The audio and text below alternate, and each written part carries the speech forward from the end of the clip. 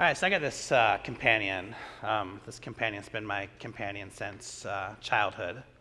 When I was a long-distance runner, this companion always encouraged me to run another mile.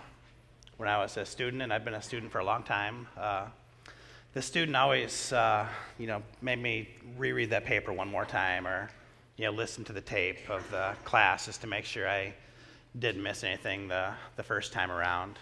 Yeah, I still deal with this companion once in a while. She sometimes makes me feel that I'm just not the best pastor, not the best dad, whatever. Now I'm going to give my companion credit where it's due. She is probably the reason for some awards and some trophies and some medals and some of that kind of stuff. But I'll also say that she's really caused me a lot of stress over the years. The extra miles that I've ran have caused injuries that don't really let me do what I love to do at one time. The pages, they cost me social interaction. When you're reading and you're writing, you're not doing this in community with other people. I think as a pastor, this companion has probably cost me some time with the kids especially, thinking I wasn't doing a good enough job and I had to do a better job. And there's probably some games to catch and some conversations that she's caused me. Now, she's got some potential, she's got some possibilities, but in the grand scheme of things, I think for me, she's been a pretty cruel companion. Many of you probably have figured out her name by now. Her name is perfectionism. So when I was a kid, I had some people that I looked up to that told me, and I'm thinking you've probably heard this phrase before. They told me, Craig, if you can't do something right, just what? Don't do it at all. These are the words of a perfectionist. I really wish I wouldn't have hadn't listened, because there's just opportunities that I'd missed. There's relationships that were never able to be started. There's days that were filled with stress. There was nights that were filled with anxiety. Now, I'm going to tell you what a perfectionist is not. You might think a perfectionist is someone who does everything right all the time. Now, that's not a perfectionist. That's not possible. We're human beings, we're imperfect, so it is going to be impossible for us to do everything right all the time. Now here's the definition of a perfectionist. You'll see it up on the screen. Perfectionism is better defined as somebody who works relentlessly because they fear rejection and failure. So perfectionism is not an outward product. Perfectionism is an internal thing that we deal with. Now here's the problem with perfectionism. If you deal with perfectionism, there is always going to be an unmet expectation in your life.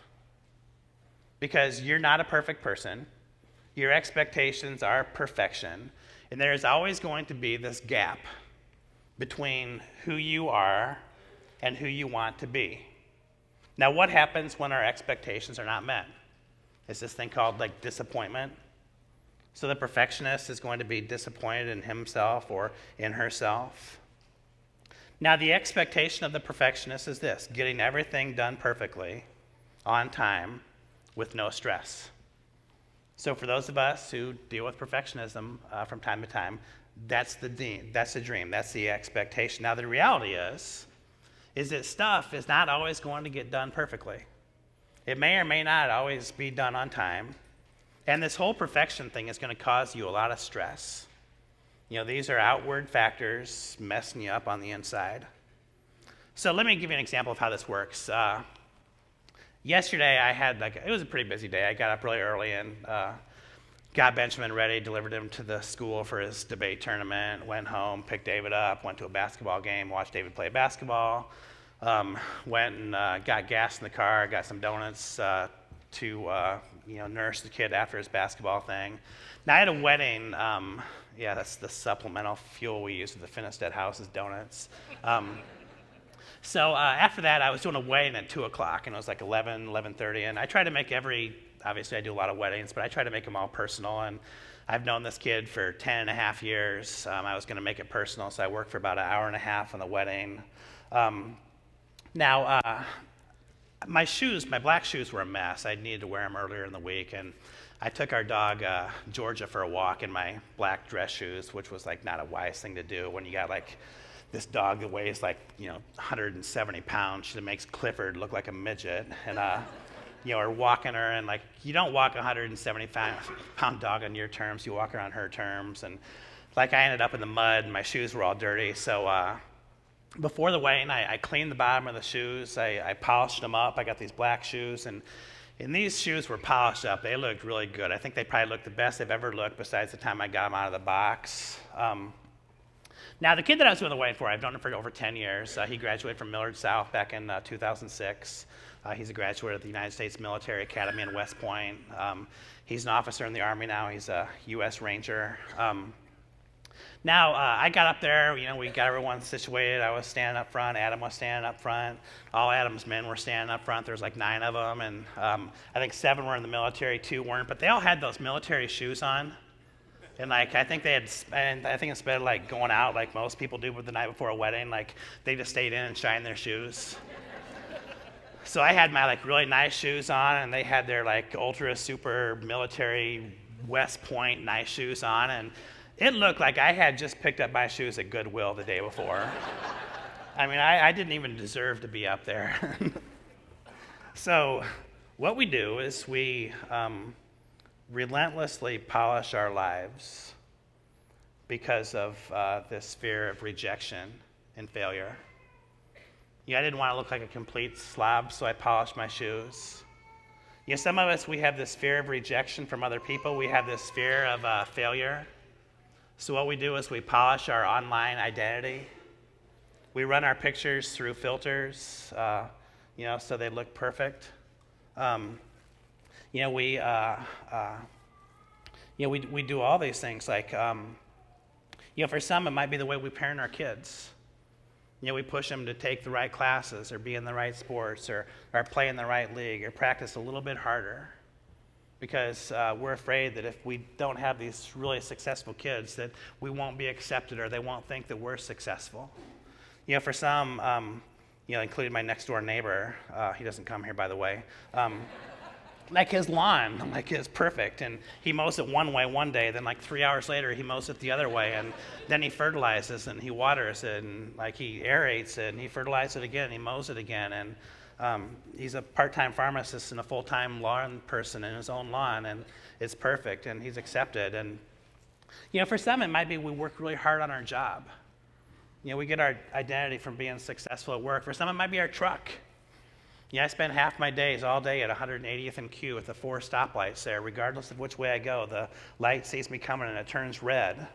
And you see this big truck, and it's got these big tires, and it's got these bumper stickers, and we polish these things so that people will think that we're somebody and they're going to accept us. If you're a student, you might work really hard in school, like to get your parents' approval. Now, we do what it takes to be accepted and successful. And I really think this, and I've observed it, I've experienced it, that many of us pay a very high price for these 2 things to happen. We really do. Now, I want you to think about Christmas. Christmas is getting close. It doesn't feel like it. I mean, it's going to be, unfortunately, it's not going to feel like it for the next week either. It's, crazy nice weather out here, but it's coming up soon. And we watch that video and we laugh, but we know that there's truth in there. Like the cards, the Christmas cards, they're perfect, right? I'm just waiting. Maybe one of you will do it this year. We have all the families, and we're all smiling, we're all perfect, and that's the card you get. But I would just love it if someone would just send this card where everyone's fighting and their buttons are undone and they spilled on their shirt or something like that. I mean, that's real life, isn't it? But the cards, they got to be perfect, and they have to be on time, and I want to let you know that no one is going to think any less of you if they get your Christmas card on January 4th than if they do on January 18th. And if they do, that's their problem. It's not yours. We got the cookies. There's no one going to think less of you if you burn your cookies. Like, oh man, Ron, he burns his cookies. He's going to hell. I mean, can you believe that? He burned his Christmas cookie, and he gave it to me. By the way, you're not going to hell. You love Jesus, I know, so I was just using this as an illustration. The parties, the presents, the lights, the traveling, family. Do any of you have family? God. I'm not even going to go there. Like, it's tough enough being a pastor. Like, I'm not asking for your sympathy. Well, actually, it would be nice, but that's not the point of the story. Like, never. It's just you can't like schedule things. It's not possible. I really hope they don't listen to my messages. I don't think they do. So here's where I want to go with this. Sometimes I wonder if the tasks are becoming more important than the people. The lights, the cookies, the cards, the presents. I wonder if all these things are becoming more important than the people. And I really wonder if the quest for the perfect Christmas is getting in the way of our quest for the perfect Christ. Because I think it might be, and it's not supposed to be that way. So I was thinking about perfectionists in the Bible, and the first person I thought about was Jesus, and I realized that Jesus was not a perfectionist. Jesus was perfect. He wasn't a perfectionist. So go back to our definition of perfectionism. It's one who has this deep-seated fear of like rejection and failure. And Jesus didn't fear those things. Jesus knew more about rejection than any of us and all of us. He was rejected to the point of death. Jesus was perfect, but he was not a perfectionist. Emotionally and spiritually, he's a very healthy person. Now, I thought about Paul. He's the guy we're going to look at today. So Paul, he was a fellow recovering perfectionist. He had gotten over this later in life, but he dealt with it. And for all of us who deal with it, we're going to look at how Paul dealt with it. So in verse 3, here's how we start. For we who worship by the Spirit of God are the ones who are truly circumcised. We rely on Christ, on what Christ Jesus has done for us. Listen, what does he say next? We put no confidence in what? Yeah, we put no confidence in human effort. Now, Paul basically is saying here, okay, guys, I've tried. I have tried as hard as I can for as long as I can. And there is this gap between my personal imperfection and the perfect that I sought to become. I can't do it anymore. I've given up. It's too much. I tried it for years. I tried it for decades. It did not work. So in verse 4, he continues, though I have the confidence in my own effort, if anyone could. So you can see right here, Paul dealt with humility issues, so he was not perfect. Though I could have confidence in my own effort, if anyone could. Indeed, if others have reasons for confidence in their own efforts, I have more. So Paul's saying, like, I was like a perfectionist on steroids here. I was good. I did the things that I was supposed to do. I didn't do the things that I wasn't supposed to do. I did it with excellence. I did it on time. Like, that was me. That's what Paul says. He continues in verse 5, I was circumcised when I was 8 days old. So Jewish tradition would have said, if your kid's child of God, what you do is you, as a sign, as a symbol of the covenant, you get them circumcised on the 8th day. I'm a pure-blooded citizen of Israel. And that would have meant something. There was a lot of, racial intermixing back then. And if you're a pure blood of Israel, that meant something. And not only that, he was a member of the tribe of Benjamin. So there's 12 tribes in Israel. And if you're from the tribe of Benjamin, that meant that you were the best. He's pure-blooded. He was circumcised on the 8th day. He was from the best tribe. He was a real Hebrew, it says, if there ever was one. So basically what Paul's saying is, okay, I was born to the right people. The right people who did the right things. Everything was laid out for me, and I did this. And he says, and here's where it gets really good. This next line, I was a member of the Pharisees, who demanded what? The strictest obedience to the Jewish law. Basically, what did they demand? They demanded perfection. They know what the law was. You got the first 5 books of the Bible. You got the 10 Commandments. This is really, really tough stuff, though. Paul is a Pharisee. He would have tithed. He probably would have gone beyond that. He would have worshiped regularly. He would have prayed regularly. He would have been a respected member of the community. The Pharisees, they really had like a deep system of accountability. So if I see Ronson, I'm going to point that out to him in front of like 400 people and let him know that, you can't do this. So then in verse 6, he says, I was so zealous, like his perfectionism caused him to get this zealousness, that I harshly persecuted the church. And as for righteousness, I obeyed the law. I was perfect, without a fault, or at least he thought he was. Now, here's how this works. Like, when I lived in Atlanta back in 2000, is my last year at graduate school there, we had a huge ice storm, which in the South, it really only happens probably like once every 10 years. You know, you might have 2 or 3 in a row that happen, and then you get like 15 years without one. But the whole city of Atlanta just shut down. It was on a Saturday night. I remember, like, I could hear the trees snapping. You know, all their power cables are above ground. Like, we didn't have church that morning. I mean, it was crazy. We didn't have power at our house for 10 days. Now, it wasn't like it's, you know, ice cold in Atlanta, but it's kind of like it is today, like, you know, 50 in the day and maybe like 30s or 40s at night or something like that. And you need heat. I mean, that's too cold to live. So, like, the people we live with, they had all this, like, firewood. And they were in China, actually. He was a retired doctor, and he was teaching people how to do this hip surgery he invented. And so I burned every last log they had. There was no firewood left. They get back, and the city was cleaned up. All their firewood's gone.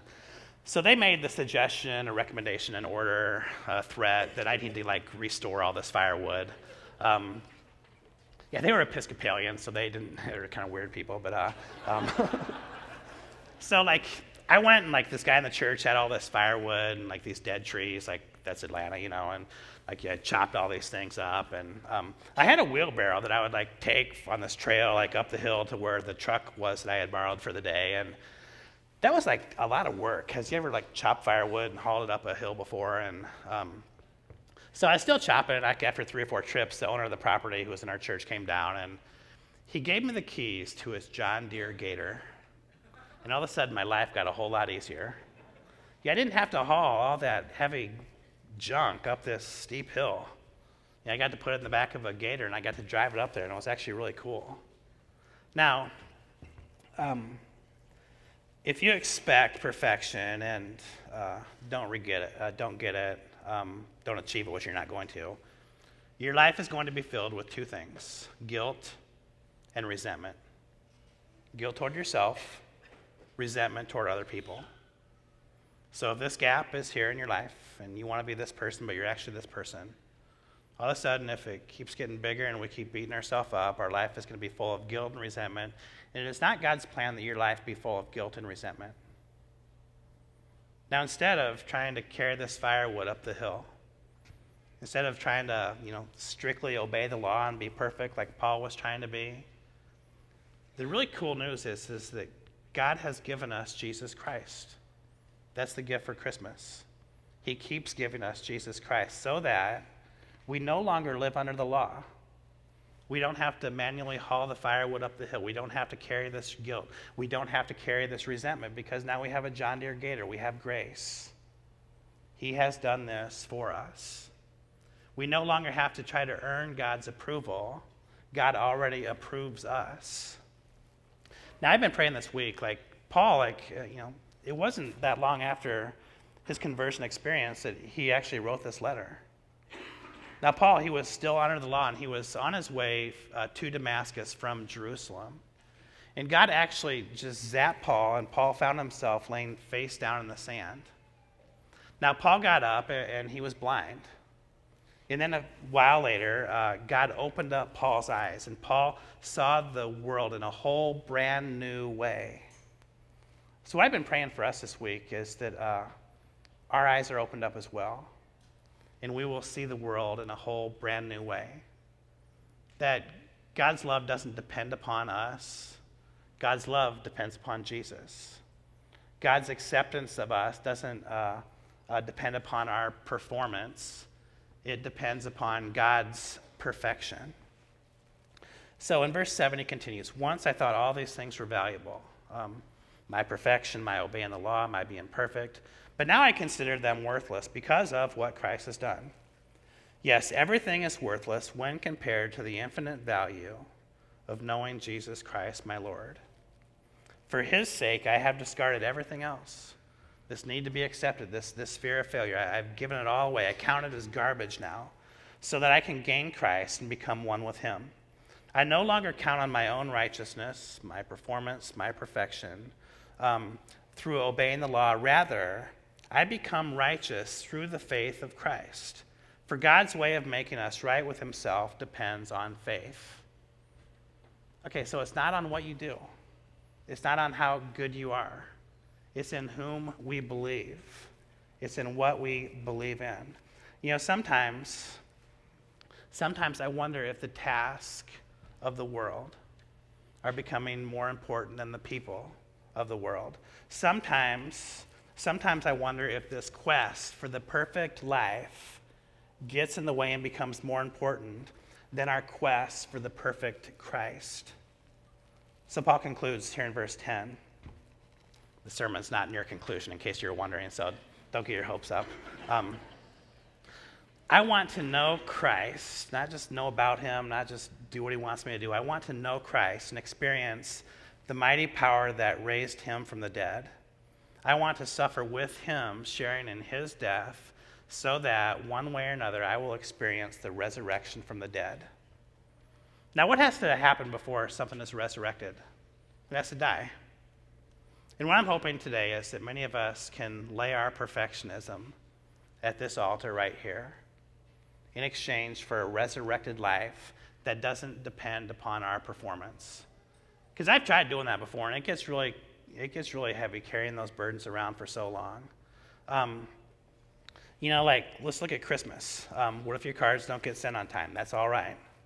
Yeah, what if your house is just a little bit messy? You know, I never, like, pop into someone's house, but I'll call if I'm going to come over. And usually I walk into a pretty clean house, and I don't know, maybe, like, y'all just live that way all the time. I don't know, but, like, our house is, like, full of socks and underwear. I mean, it's, like, the craziest thing. And, like, you guys never have that. And what if the house is all right? You know, what if we miss a party? It happens. You're human, but I want you to hear this.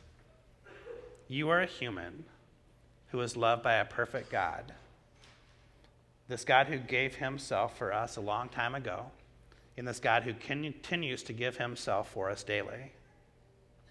So here's the deal. Perfectionism is a self-destructive and an addictive behavior, and it really is fueled by this primary thought. If I look perfect, if I act perfectly, if everything is organized perfectly, then what I can do is I can minimize the pain and the blame and the guilt and the shame that exists in my life. That's what perfectionism teaches us. Now, perfectionism is going to defeat your initiative because you're not going to want to try something you're going to fail at. Perfectionism is going to damage your relationships because you're going to be too busy doing the task instead of too busy doing instead of having the time to do the relating. And I want you to hear this. Like, I would say if you get, well, there's something at the end that's really good too, but I want you to hear this. Like, you don't have to be perfect to be a blessing. Do you got that? You don't have to be perfect to be a blessing. God can use you exactly as you are to be a blessing to your family, to be a blessing to your community, to be a blessing to your church, to be a blessing to your school, to be a blessing to your workplace. God can and will and does use you exactly as you are. Now, I teach this class for all the new preachers who are United Methodist in Kansas and Nebraska. So this year the class was in June, and there's maybe 30 of them or so. And these are mostly not seminary graduates. These are people that were retired school teachers that are going to take a small country church or like a insurance salesman or something like that feels called to the ministry, and they're going to be on the staff of a larger church, like an county seat or something like that. And so there's 30 people, and we don't have time during the whole week to listen to full 20 or 30-minute sermons. So I have all the students preach a 5-minute sermon. So we do some classes, and we'll have some focus groups, and someone comes up and actually preaches their first sermon to all 30 people. Now, these sermons are generally wonderful because they're bringing their best stories, their best life experiences, their favorite scriptures, and you just basically hear good sermon after good sermon after good sermon. And I remember there's one sermon that there's a woman, she was a social worker, and we all knew her story. She felt called to the ministry. She was moving her 2 girls to a different city, and she was going to be the pastor of a small church outside of Kansas City. And she got up, and she was just shaken. She could barely talk. She actually cried a couple times during the sermon and just could hardly, it was almost painful to watch. Now, she had some really cool stuff in there, and like everyone was just like visibly touched just by her courage, of what she was doing, and not just the courage to stand up and talk for 5 minutes, but the courage to just give up a life and follow God's calling. So then at the end, like, she was just shaking, and she looked up, and she hadn't engaged the scripture yet, and that was one of the things I was going to talk to her about, because it's usually good if you engage the scripture during a sermon. And then she just said, "For I know that his grace is sufficient for me, and that he is made strong through my weakness." And she sat down. I was done. Now, everyone who heard this was like a total mess. Like, this was powerful stuff. And I looked at her and I said, I'm just going to do this evaluation on my own. You're going to have to get to be a better public speaker. You would wear yourself out, every listener out, if you did that every Sunday. But I also want you to know something. I preached 1,000 sermons. I've heard 1,000 of them. And that was the best sermon I've ever heard. Because every single one of us is going to go back to our communities. Every single one of us is going to go back to our pulpits. And I want you to apply this to your life. This is not about pastors. This is about you. It's about me. It's about us. Because God is going to put all of us in these situations. And I said, we're going to remember those words. We're going to remember the woman that had the courage to stand up here and say that God's grace is sufficient for me, and his power is made evident through my weakness. You don't have to be perfect to be a blessing. In fact, I would say that some of the best blessings that you can give your family, some of the best blessings that you can give your community, your church, your school, your neighborhood, whatever, is a perfect God using imperfect people to do really cool things. So just a couple things. Here's how it works. In life, don't wait for perfect conditions. You'll never get anything done.